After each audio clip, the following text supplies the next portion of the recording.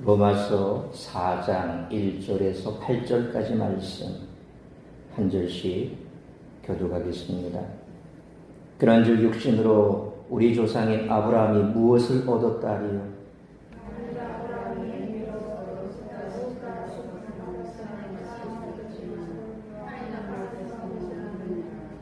성경이 무엇을 말하느냐? 아브라함이 하나님을 믿음에 그것이 그에게 의로 여겨진 바 되었느니라.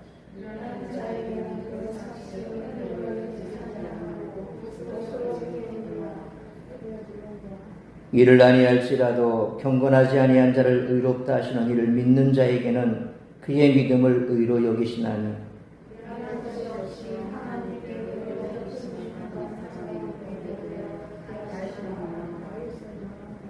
불법이 사함을 받고 죄가 가리워짐을 받는 사람들은 복이 있고 주께서 그 죄를 인정하지 아니하실 사람은 복이 있도다 함과 같으니라. 아멘. 기도하겠습니다. 거룩하신 아버지 하나님, 은혜와 사랑을 감사합니다. 오늘도 하루 온종일 우리의 삶의 도전에서 땀 흘려서 수고한 이후 정한 시간 주님 앞에 나와 예배케 하시니 감사합니다. 이 시간 말씀 앞에 머리 숙인 사랑하는 주의 백성들, 혹여 오늘 하루 종일 나를 힘들게 하고 또 마음 상하게 했던 모든 것들 다 주의 십자가 앞에 내려놓게 하시고 그저 말씀에 집중할 수 있도록 인총을 베풀어 주옵소서. 말씀 받을 때에 우리의 마음이 뜨거워지게 하여 주옵시고 그 말씀에 아멘으로 화답하며 세상 가운데 나아가 말씀대로 지켜 준행하는 지혜로운 건축자가 될 수 있도록 복을 내려 주옵소서. 이 시간에도 성령 하나님 가정마다 다급한 소식 오가지 아니하도록 붙들어 주옵시고 오직 주의 성령께서 우리에게 말씀을 잘 이해하고 깨달을 수 있는 지혜를 허락하여 주시기를 간절히 빌고 소원하오며 이 모든 말씀 우리 주 예수 그리스도의 이름으로 기도하옵나이다. 아멘. 사도 바울은 3장까지 모든 사람을 대상으로 하나님의 계시에 대해서 말했습니다.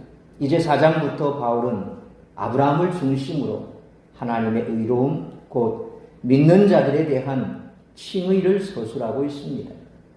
아브라함의 예를 통해서 바울은 하나님의 칭의를 설명합니다.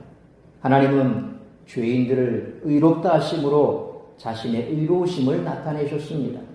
바울은 죄인들이 어떻게 의롭게 되는지 그 과정을 아브라함을 통해서 상세하게 설명하고 있습니다. 율법의 행위로는 어느 누구도 의로울 수 없기 때문에 오직 하나님의 은혜에 의지하여 값없이 믿음으로 의롭게 됩니다. 그리고 그 값없는 은혜와 믿음의 중심에는 예수 그리스도께서 계십니다. 아브라함의 믿음과 이를 통해 이루어지는 칭의는 이러한 구속의 특징을 매우 분명하게 제시합니다. 특별히 사도 바울은 의롭다함을 얻은 아브라함이 율법의 행위가 아니라 믿음 때문에 의롭다함을 받았음을 강조하고 있습니다. 이 강조는 계속되는 독백적 문답 속에서 진행되며 바울은 다윗의 시편을 인용해 칭의를 복과 연결시키고 있습니다. 성도의 복은 육체의 일함이 없이 오직 은혜로 값없이 예수 그리스도를 믿음으로 칭의를 얻는 데 있다는 것입니다. 이처럼 하나님은 사람들을 율법의 행위로가 아니라 그리스도를 믿음으로 의롭게 하십니다. 다른 말로 표현하면 하나님은 죄인들이 자기들을 의인으로 내세우지 않고 죄인을 의인으로 삼으시는 은혜의 하나님을 믿을 때 그들을 의인으로 삼으신다는 것입니다. 그렇기 때문에 죄인인 우리가 오늘도 절망의 나락으로 떨어지지 않고 소망의 끈을 붙들 수 있다는 것입니다. 부모는 안중에도 없고 자기 마음대로만 하는 세기의 탕자 같은 막무가내는 자식이 있다라고 한번 가정해 보겠습니다. 부모는 이 자식을 사랑합니다. 왜일까요? 자식이니까, 자신의 분신이니까, 어떤 의미에서는 나 자신이니까 사랑합니다. 그래서 부모는 할 수 있는 모든 수단과 방법을 동원해서 이 자식을 멸망의 길에서 생명의 길로 돌이키려고 할 것입니다. 어떤 때는 다정다감하게 속삭이는, 그래서 속마음을 털어놓기도 하고, 또 어떤 때는 논리적으로 설명하기도 하고, 어떤 때는 불같이 화를 내며 심한 말을 퍼붓기도 하고, 어떤 때는 그냥 속으로만 끙끙거리며 그저 지켜보기도 할 것입니다. 그래도 자식이 변하지 않으면 어떻게 해야 될까요? 도대체 어떻게 해야 자식이 변할까요? 마찬가지로 하나님은 당신은 안중에도 없고 자기 마음대로만 사는 인류를 어떻게 변화시키려 하실까요? 어떻게 이 탕자들을 멸망의 길에서 생명의 길로 돌이키실까요? 어떻게 이 탕자들이 자기 중심에서 하나님 중심으로 돌아서게 하실까요? 그들의 죄를 용서하심으로 하나님은 그렇게 하십니다. 그들의 불경건과 불의를 용서하심으로 그렇게 하신다는 겁니다. 그들의 죄값을 대신 지불하시고 그들을 의롭게 하심으로 그렇게 하십니다. 그렇게 해서 죄인인 그들을 의인으로 받아주십니다. 사람들은 이런 경험을 할 때 변화가 됩니다. 대부분 보면 사건 사고 가운데 중심에 서 있는 그런 가해자들은 보면 가정에서 굉장히 엄하게 소위 말하면 용서나 관용 같은 것을 제대로 받아보지 못한, 그래서 사랑을 제대로 체험하지 못한 그런 사람들이 폭력적인 가정 속에서 커서 결국 폭력을 행사하는 사람이 됐죠. 술주정뱅이 부모님 밑에서 자란 아이들, 나는 커서는 절대 술 안 먹을 거야. 어머니를 또 자기를 늘 때려서 학대하는 그런 부모 밑에서 자란 아이들, 나는 커서 절대 그런 사람 되지 않을 거야. 그런데 나중에 보면 무슨 일을 가운데 일이 풀리지 않고 밖에서 또 심하게 누구로부터 질타를 당한다거나 그랬을 경우 들어와서 화를 푸는데 어릴 때 아버지가 했던 것과 똑같은 모습을 보입니다. 부인을 때리고 자녀를 때리고 술을 먹고 포혼을 하고 욕설을 하고, 나는 그러지 않아야지 하면서도 보고 자란 게 그런 환경이었거든요. 그런데 반대로 늘 온화한 가정 속에서 햇볕 따뜻한 그런 양지 같은 곳에서 부모님의 사랑을 받고 잘못한 것에 대해서 솔직히 얘기하면 네가 잘못한 것은 그런 것이 잘못이기 때문에 당연히 벌을 받아야 하지만 그래 용서해 줄게, 다시는 그러지 마. 관용과 용서와 사랑을 받은 사람은 나중에 커서도 관용을 할 줄 알고 사랑할 줄 알고 용서를 할 줄 안다는 겁니다. 바로 하나님께서 그렇게 하신 거죠. 우리가 망나니같이 세상 가운데서 내 뜻대로 내 마음대로 살았을 때 억압하고 강압적으로 폭력적으로 그렇게 우리를 하나님께서 끌어당기신 게 아닙니다. 참아주십니다. 그리고 마지막에는 아들을 이 땅에 보내주셔서 십자가에 못 박혀 죽기까지, 피 흘려 죽기까지 우리를 사랑하셨다는 거죠. 그래서 우리가 예수님의 그 십자가 사랑을 깨닫는 순간 나 자신을 보게 되는 겁니다. 내가 어떤 사랑을 받았는가.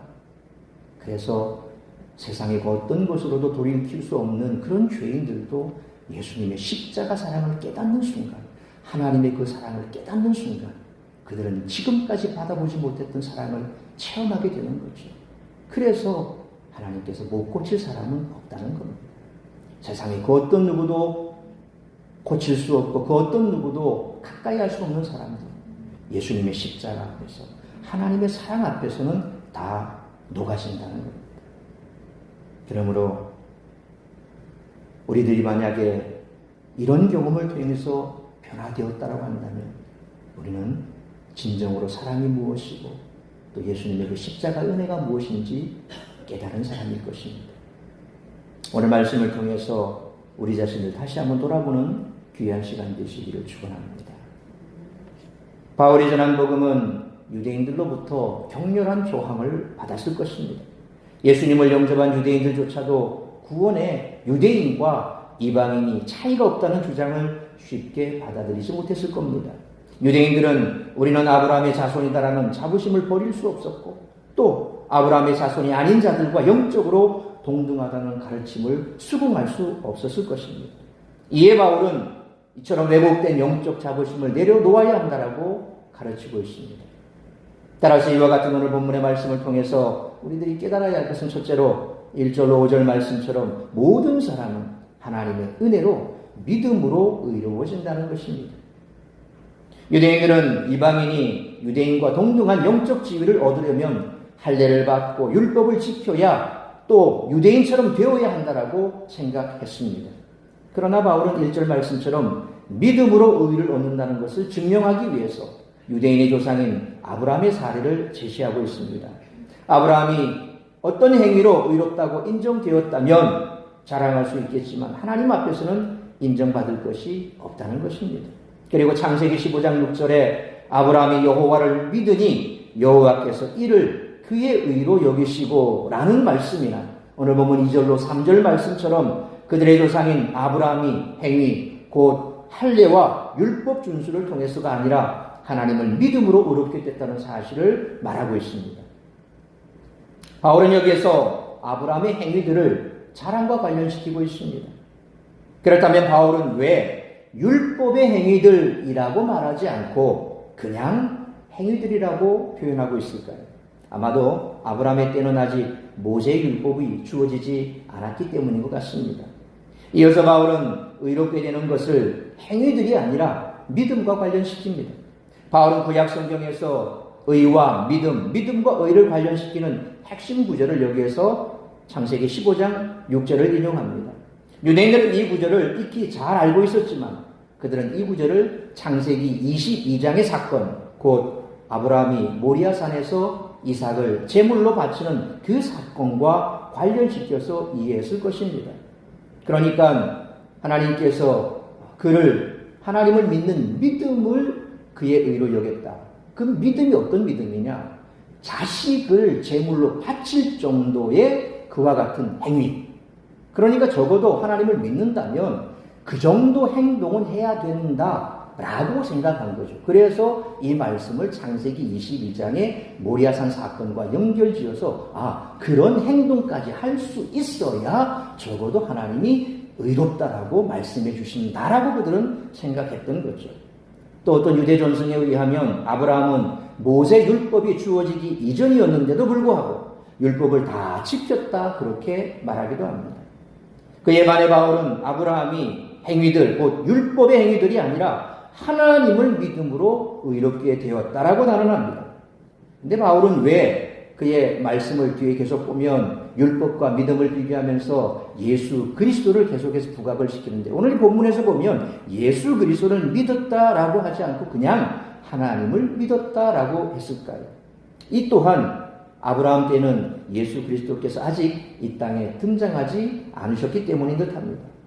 바울은 이를 더 구체적으로 설명하기 위해서 4절로 5절 말씀처럼 삭스로 믿는 것과 은혜로 받는 것을 대조하고 설명하고 있습니다. 여기서 일하다라고 번역된 헬라어 에르가조마이라고 하는 말은 행위들을 뜻하는 에르곤이라는 말과 어원이 같습니다. 그러니까 에르곤이란 말이나 에르가조마이나 다 같은 어원을 갖고 있기 때문에 일하다 이것은 행위, 어떤 아브라함의 행위, 무슨 일하는 것 그런 것과 연관을 지어서 삭슬 받는 것, 뭔가를 한 것, 거기에 응당한 대가 그게 아니라 은혜로 받는 것이다 라는 것을 말합니다. 일하고 삭슬 받는 것은 은혜라고 할 수 없지요.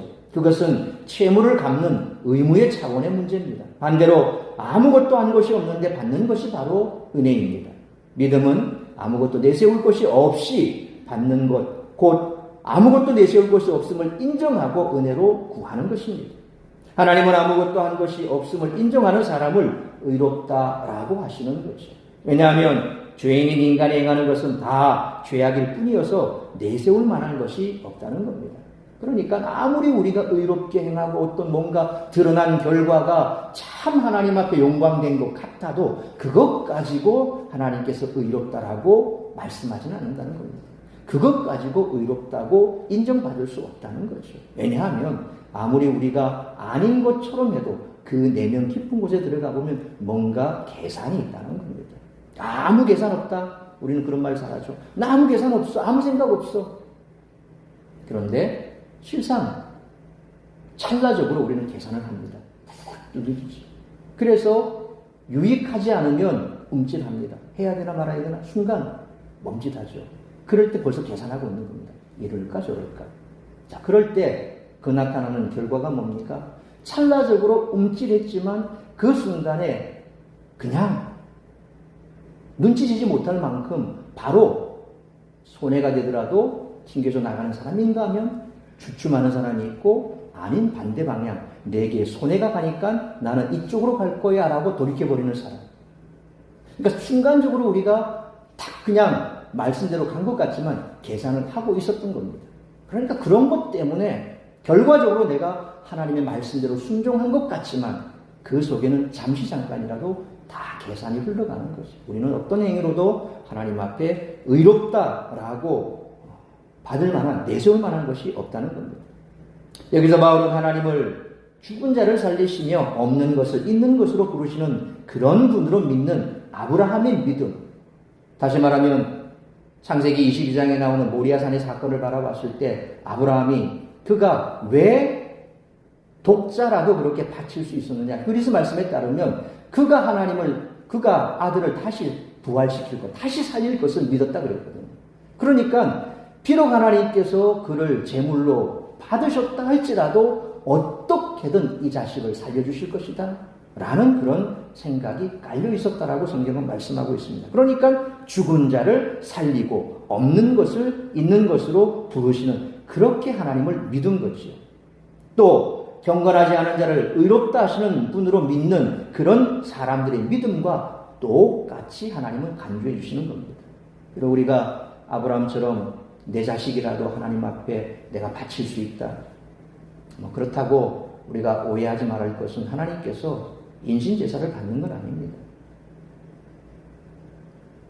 이방의 종교들 보면 가나안 쪽에 있는 그런 종교들 보면 특히 몰렉을 섬기는 밀곰이라고도 하고 밀감이라고도 하고 그런 이 가나안 종교들을 보면 신의 노여움을 달래기 위해서 아이를 제물로 바칩니다. 사사기도 그런 내용이 나오죠. 그러니까 그렇게 가나안 쪽에서는 신을 달래기 위해서 인신 제물을 드린다는 거죠. 우리 하나님은 그런 것을 좋아하지 않습니다. 가증히 여깁니다. 그래서 가나안 땅에 들어갔을 때 그들의 풍습을 따르지 말라고. 그래서 그들을 다 진멸하라고 하나님이 말씀하시는 거예요. 씨를 남겨두지 말라는 겁니다. 대대로 그들에게 그것이 가시가 될 수 있기 때문에 하나님께서는 다 그들을 진멸하라 그렇게 말씀하셨던 것이죠. 그러니까 하나님께서 이처럼 아브라함이 믿었던 그 믿음이나 혹은 우리가 그저 죄악뿐이고 드러낼 것도 없고 하나님 앞에 은혜로 받는 그것만을 우리가 하나님 앞에 구할 때라도 경건하지 않은 자를 의롭다 하시는 그런 하나님을 믿는 믿음이나 같게 보신다는 거예요. 하나님을 무에서 위로 불러내시는 창조주 하나님으로 또 죽은 사람을 다시 살리시는 부활의 하나님을 믿는 것은 사실상 어찌 보면 그렇게 쉬운 게 아닙니다. 우리가 신앙생활 하다 보니까 믿는 게 별로 그렇게 어려운 것 같지 않죠. 그래서 예수 믿는 게 뭐 힘들다고 그러냐. 근데 실상 여러분들이 믿기 전에 한번 돌아보십시오. 그냥 쉽게 그렇게 예수 믿었습니까? 심지어는 모태 신앙으로 태어난 그런 가정에서 자녀들도 성장하면서 많은 갈등을 겪습니다. 정말 하나님이 살아계신가? 하나님이 살아계신다면 내 삶이 왜 이렇게 되지? 나는 모태 신앙인데 우리 부모님도 믿었었고 나는 뱃속에서부터 그런 신앙을 타고난 사람인데 왜 내 인생이 이렇게 되지? 정말 하나님이 살아계셔? 이런저런 갈등도 하지요. 하물며 태어날 때부터 신앙을 갖지 못한 모태신앙도 아닌 세상 속에서 좌충우돌하는 우리가 보이지도 않는 하나님을 이 땅에 지금 증명할 수도 없는 예수님의 그 십자가 사건, 그게 내 사건이라고. 그 예수님께서 유대 땅에 태어났다. 성경적으로 유대 땅에 태어난 청년 하나가 십자가에 못 박혀 죽었다더라. 우리가 역사적으로 예수는 세계 3대 성인 중에 하나인데 예수 석가 공자 거기에 들어가는데 성인 정도로는 역사적으로 들어서 아는데 근데 그 사람이 십자가에 죽은 거하고 나하고 무슨 상관이 있어? 그렇게 되는 거죠. 그러니까 우리가 예수님께서 3일 만에 부활하셨어. 그래서 우리의 죄를 다 용서하시고 우리는 마지막에 천국 가는, 그래서 거기에서 부활할 거야. 그게 쉽게 믿어질까요? 안 믿어진다는 거죠. 죄인을 의롭게 하시는 분으로 또 죄인을 의인으로 받아주시는 분으로 믿는 것이 쉽지가 않다는 겁니다.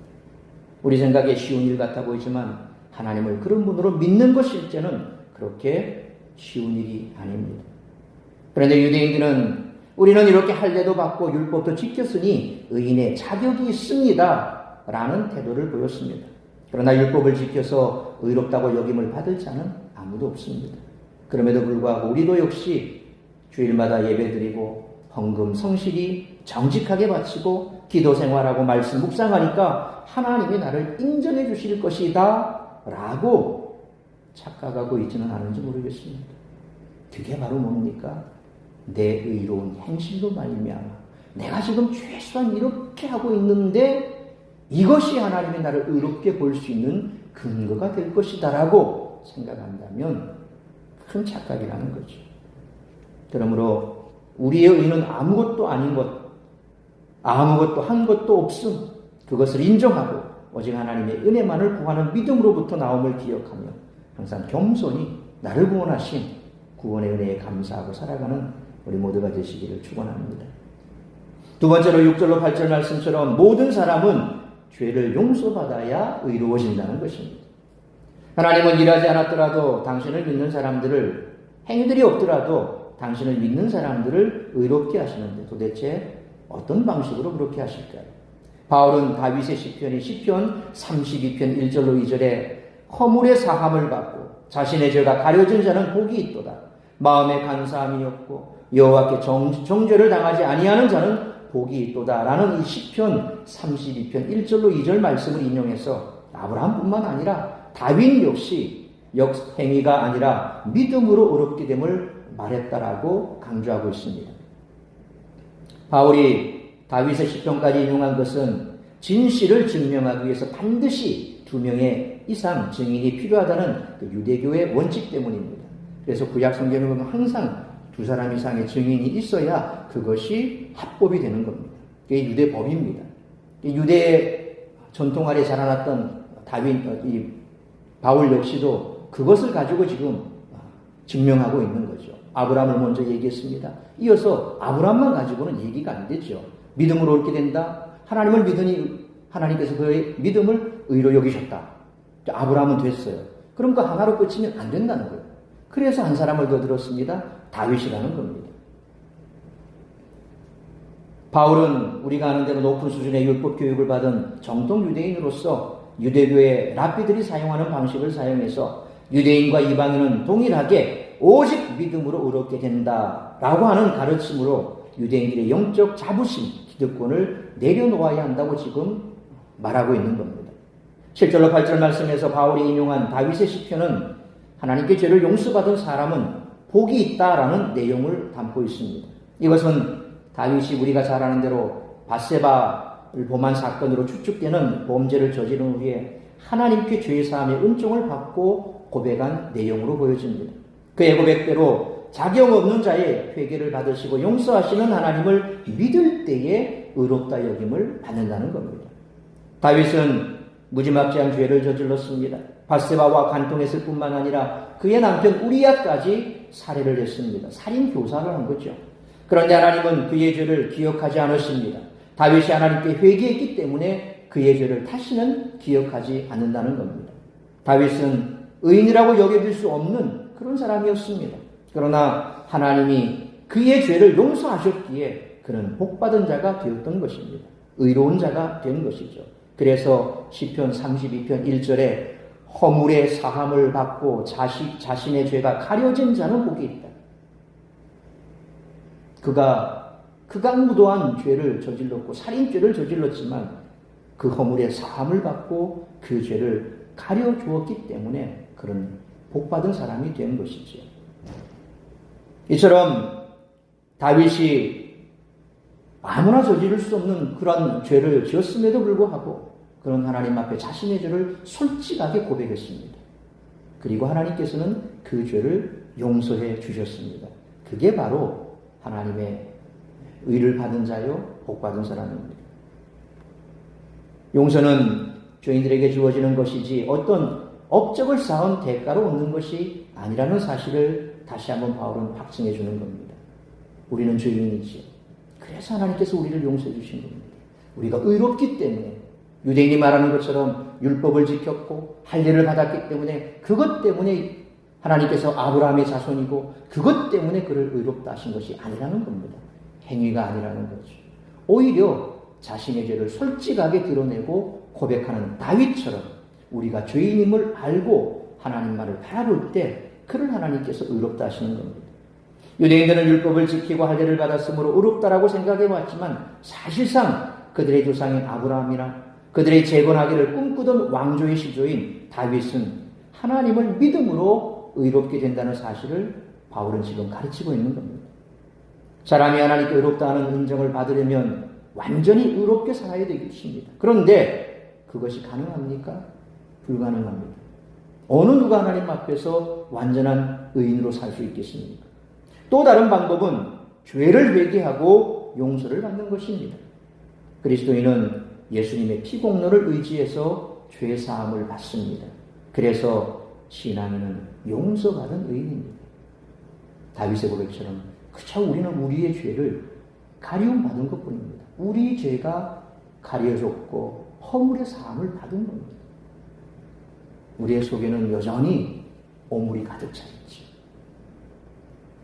그냥 쳐다보면 오물은 가라앉아 있고 위에 맑은 물이 떠 있는 것 같아서 참 깨끗해 보입니다. 그런데 휘 저어버리면 그 오물이 다 떠오릅니다. 바깥에서 뭔가 황하고 충격입니다. 돌이 딱 내 마음속에 떨어집니다. 그러면 소용돌이 있습니다. 그리고 올라와 버립니다. 어느 누구나 똑같습니다. 그게 경주인실 뿐이지. 강자 앞에서 약자는 말을 못했을 뿐이지. 똑같습니다. 화가 납니다. 분노를 가집니다. 그런 것들이 쌓이고 쌓이면 결국 사회를 향해서 무차별 공격을 가하는 거죠. 묻지마 보복을 하기도 하고. 요즘 범죄들이 얼마나 잔인합니까? 다 그런 겁니다. 감춰졌던 것이 막 어떤 뭔가 충격이 오게 되면 확 올라오는 거. 마치 화산 폭발하듯이. 우리는 다 그런 존재들입니다. 죄 많은 사람들입니다. 그런데 하나님께서는 그런 우리의 죄를 예수님의 보혈로 덮어주셨고 예수님의 의로 가려주신 겁니다. 예수 믿으면 다 천사 됩니까?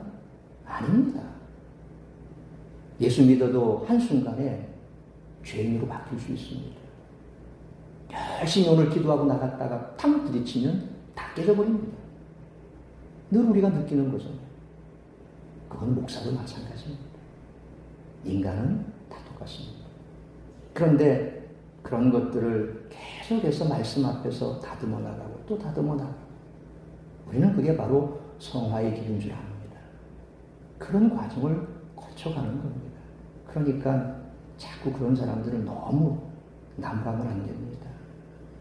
나무라는 나 역시도 티끌이 없습니까? 먼지가 없습니까? 나는 한 점 부끄럼 없이 깨끗합니까? 마치 윤동주 시인의 소시처럼 하늘으로 한 점 부끄럼 없는 그런 삶을 살았다. 감히 누가 그런 말을 할 수 있겠습니까? 우리는 다 죄인입니다. 하나님 앞에서. 그걸 인정해야 되죠. 그걸 인정할 때 우리는 남에게 대해서 환영할 수 있고 또 남을 품을 수 있는 겁니다. 그걸 많이 인정하는 사람과 적게 인정하는 사람 그 차이뿐입니다. 그러니 누구를 뭐라 할 수도 없습니다. 경 묻은 개가 똥 묻은 개는 아무란다.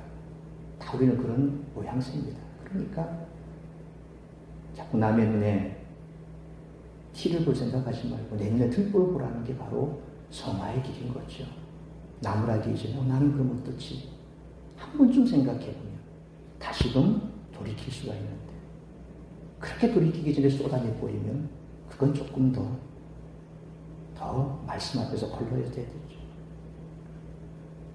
그러므로 어느 누구도 죄를 용서받아야 의로워진다는 이 사실을 먼저 인정하고 구원의 하나님께 은혜를 구하며 하나님만 전적으로 의지하며 살아가는 우리 모두가 되시기를 축원합니다.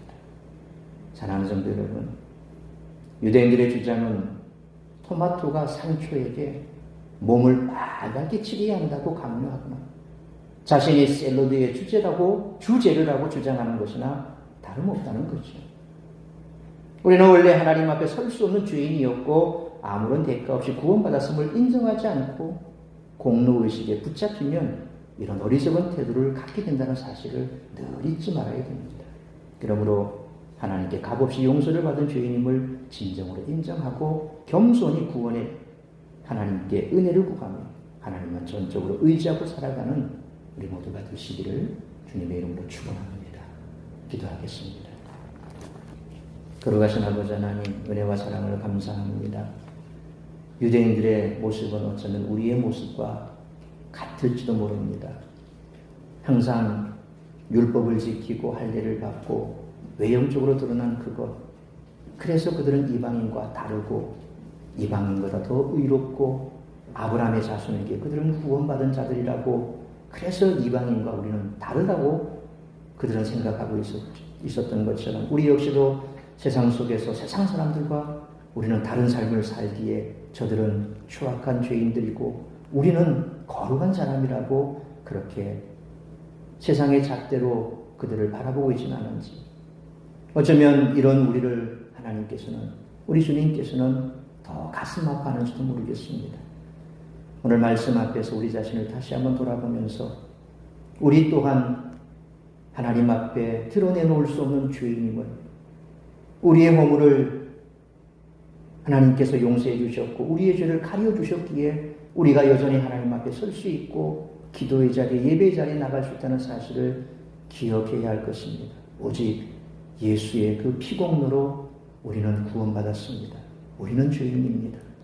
그러므로 세상 속에서 그들을 더 품을 수 있고, 또 세상 속에서 우리 교회 안에서 누구를 만나든 예수님의 그 무한한 사랑으로, 하나님의 그 무한한 사랑으로 용서함 받았다는 사실을 깨닫고 날마다 그들과 다른 삶이 아니라 그들 속에서 오히려 빛과 소금의 역할을 감당함으로 그들 속에 녹아져서 그들을 주께로 인도하는 우리의 삶이 되게 하여 주옵소서.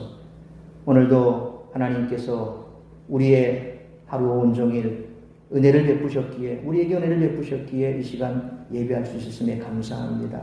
마음 상하고 힘들고 어려웠던 일들 다 주님 앞에 내려놓고 내일은 더 밝은 날이 있을 줄로 믿습니다. 내일에는 우리에게 더 큰 소망을 주실 줄로 믿습니다. 하나님은 살아계시며 주님은 우리와 함께 하십니다. 이런 소망으로 오늘 이 남은 시간도 주께서 은혜를 베푸시고 인도하여 주실 것을 믿고 감사를 드리며 우리 주 예수 그리스도의 이름으로 기도하옵나이다. 아멘.